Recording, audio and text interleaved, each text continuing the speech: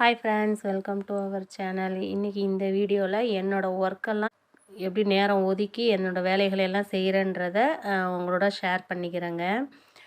இது பார்த்திங்கன்னா காலையில் 10 மணிக்கு காலைக்கு கடைக்கு வந்துட்டேன்.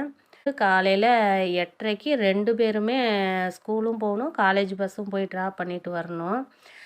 நாங்கள் வந்து சின்னதாக ஒரு மளிகை கடை வச்சுருக்கோங்க. அதுலேயே தான் என்னோடய டெய்லர் ஷாப்பும் இருக்குது. காலையில் 8:15க்குலாம் நான் வந்து காலையில் டிஃபன் சாப்பாடு செஞ்சுட்டு பிள்ளைங்களையும் ரெடி பண்ணி விட்டுட்டு கரெக்டாக 8:15க்கு நான் கடைக்கு வருவேன். வந்தேன்னா அவங்க அப்பா போய் சின்ன பாப்பாவையும் ஸ்கூலில் விட்டுட்டு பெரிய பாப்பா காலேஜ் பஸ் ஏற்றி விட்டுட்டு கடைக்கும் ஜாமான் வாங்கிட்டு ஒரு 9 மணிக்கு என்னை வந்து வீட்டுக்கு விடுவாங்க. திரும்ப நான் போய் அப்படியே போட்டு வந்த வேலைங்களெல்லாம் சின்ன சின்ன வேலைங்களெல்லாம் செஞ்சுட்டு நான் சாப்பிட்டுட்டு வந்தேன்னா 10 மணிக்கு என்னோடய ஒர்க் ஆரம்பிக்கும். இது எப்படின்னு நான் இது பண்ணுறேன்னா, காலையில் என்னென்ன வேலை என்னால் முடியுதோ இது தான் செய்யணும், அதுதான் கரெக்டாக இந்த வேலையெல்லாம் அப்படிலாம் இல்லை. ஒவ்வொரு நாளைக்கு செய்ய முடிகிற வேலைகளை அன்றாட செஞ்சுருவேன். அப்படி இல்லைன்னா வீட்டு வேலைங்களை நம்ம பிரித்து போட்டு செஞ்சுக்கலாம். காலையில் ஸ்கூல் போகிறது தான் அவங்களுக்கு முக்கியம். ஸ்கூல் போகிற காலேஜ் போகிற நேரம் என்ன தேவை, பிள்ளைங்களுக்கு சாப்பாடு டிஃபன் செய்கிற வேலை, அதை முக்கியமாக முடித்து எடுத்து வச்சுட்டு மற்ற வேலைங்களெல்லாம் நான் அப்புறமா இப்போ பாத்திரம் கழுவுறதுக்கு நேரம் இருக்குது அப்படின்னா அந்த வேலையை செய்வேன். அப்படி இல்லைன்னா அது வந்து எனக்கு வந்து மத்தியான நேரங்களில் கூட நான் செய்யலாம். அதனால் நான் அந்த மாதிரி வேலைகளையெல்லாம் வந்து பிரித்து போட்டுட்டு தைக்கிறதுக்கு கரெக்டாக 10 மணிக்கெலாம் நான் மிஷினில் உக்காந்துருவேங்க. இது பார்த்திங்கன்னா இன்னொரு செட்டு துணி இன்னொருத்தவங்களுது.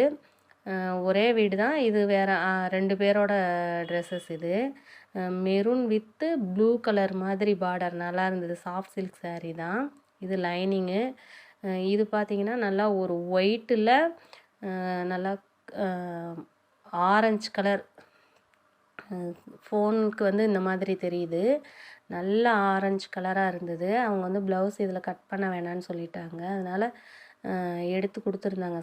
ஃபுல் வாயல்லே எடுத்து தைச்சிக்கிட்டாங்க. வேர் பண்ணுறதுக்கு அவங்களுக்கு அதான் ஈஸியாக நல்லாயிருக்கும்னு சொல்லிட்டு சின்ன சின்ன பார்ட்ரு மாதிரி கட்டம் கட்டமாக இருந்தது. இது வந்து பிங்க் கலர், லைட் பால் பிங்க்கு நல்லா இருந்தது. இதுவும் ஒரு காட்டன் சாரீ தான். ஹவுஸ் ஒய்ஃபாக இருந்துக்கிட்டு நம்ம வந்து மற்ற வேலைகளை இந்த மாதிரி எக்ஸ்ட்ரா நம்ம வருமானம் தரக்கூடிய வேலைகளை செய்யும்போது நம்மளுக்கு இருக்கிற இன்றைக்கி இருக்கிற சூழ்நிலையில் நம்மளுக்கு இருக்கிற நேரத்தை வந்து நம்ம எப்படி டைம் சேவ் பண்ணுறதுன்னு நம்ம பார்த்து அதில் நம்ம எப்படி தச்சு அதில் 10 ரூபா சம்பாதிக்கிறதுன்றது தாங்க பார்க்கணும். எனக்கு பார்த்திங்கன்னா அப்புறம் 10 மணிக்கு வந்துட்டேன்னா ஒரு 2 மணி வரைக்கும் நாம் ஓரளவுக்கு 1-1:30 வரைக்கும் கூட முடிஞ்சால் 2 மணி வரைக்கும் அந்த மாதிரி உக்காந்து தைக்கிற வேலைகள் கட் பண்ணுறது அப்படின்னு நான் பார்த்துக்கிட்டே இருப்பேங்க. டெய்லியும் நம்மளால் ஆக்டிவாக இருக்க முடியும்னா நம்ம டெய்லியும் தச்சு 10 ரூபா நம்ம கையில் காசு வரும்போது ஆட்டோமேட்டிக்காக அந்த நம்ம வந்து நம்மளுக்கும் அந்த எனர்ஜி வந்துடும், சம்பாதிக்கணுன்ற அந்த ஆசை வரும். அப்போம்போது நம்மளுக்கு இந்த வேலைகள்லாம் கஷ்டமாகவும் இருக்காது. தைக்க தைக்க நம்மளுக்கு அந்த பழக்கமும் வந்துடும். அதனால் அதுவும் கஷ்டமாகவும் தெரியாது. இன்றைக்கி நம்ம ஒரு சித்தாள் வேலைக்கு போகிறாங்க. அவங்க காலையில் 9 மணிக்குள்ளார அவங்களும் நம்மளை மாதிரி வீட்டில் இருக்கிற பிள்ளைங்கள எல்லாம் கிளப்பி விட்டுட்டு இப்போ நம்மளுக்கு வந்து எனக்கு இப்போ வீட்டிலேருந்து கடைக்கு வர்றது ஒரு 100 மீட்டர் தூரம் தான் வச்சுக்கோங்க. அதுக்கு நம்மளுக்கு வந்து நம்மளால் ஒரு வேலை செய்ய முடியலன்னு நம்ம நினைக்கிறோம்.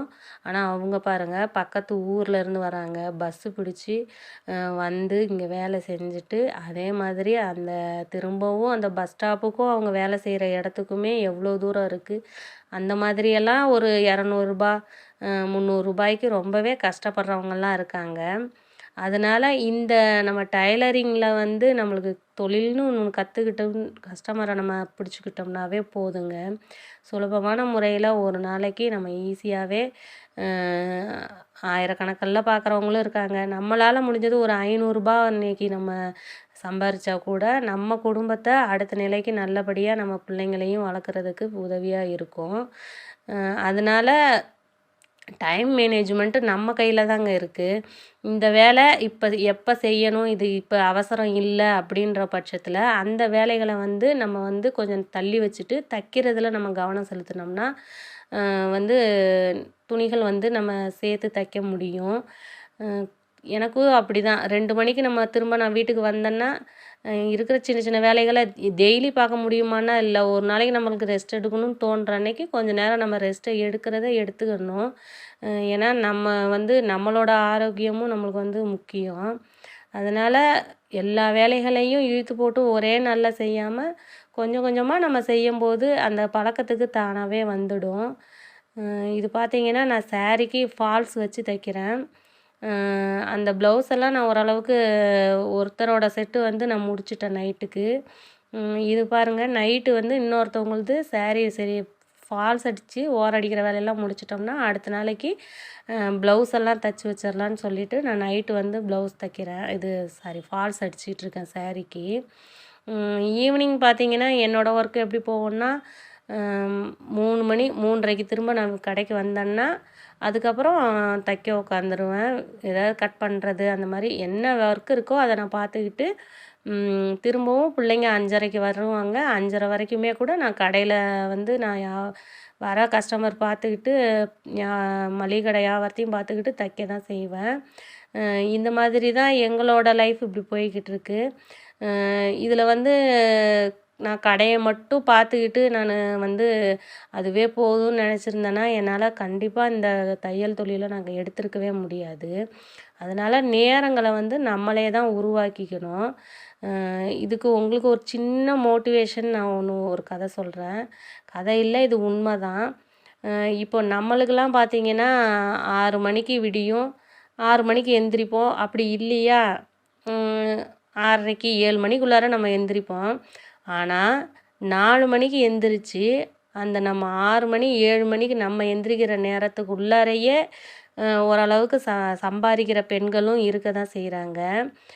எப்படின்னு பார்த்தீங்கன்னா வாசல் தெளிக்கிறாங்க.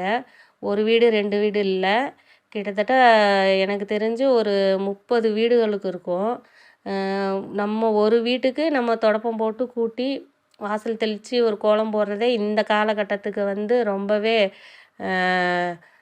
கேள்விக்குறியான காலத்தில் இப்பையும் அவங்க வந்து நம்ம தூங்குகிற அந்த 4 மணிலேருந்து 7 மணிக்குள்ளார அவங்களால ஒரு மாதத்துக்கு கண்டிப்பாக ஒரு 6,000 7,000 கம்மி இல்லாமல் சம்பாதிக்கிறாங்க. அதனால் நேரன்றது நம்மளாக உருவாக்கிக்கிறதுல தாங்க இருக்குது. நிறைய நேரங்களை நம்ம வீணடிச்சிடுறோங்க. அந்த மாதிரி இல்லாமல் எந்த நேரம் நம்மளுக்கு ஃப்ரீயாக ஒவ்வொருத்தருக்கும் ஒவ்வொரு மாதிரி இருக்கும். அந்த மாதிரி அவங்களோட ஃப்ரீ டைமில் ஒரு புதுசாக தொழில் கற்றுக்கோங்க. இல்லை கற்றுக்கிட்ட விஷயங்கள்லேருந்து எப்படி நம்ம வந்து அதில் சம்பாதிக்கலாம் அந்த மாதிரி இருங்க. கண்டிப்பாக எல்லாராலையுமே சம்பாதிக்க முடியுங்க. வீடியோ பிடிச்சிருந்ததுன்னா லைக் பண்ணுங்கள், ஷேர் பண்ணுங்கள், கமெண்ட் பண்ணுங்கள்.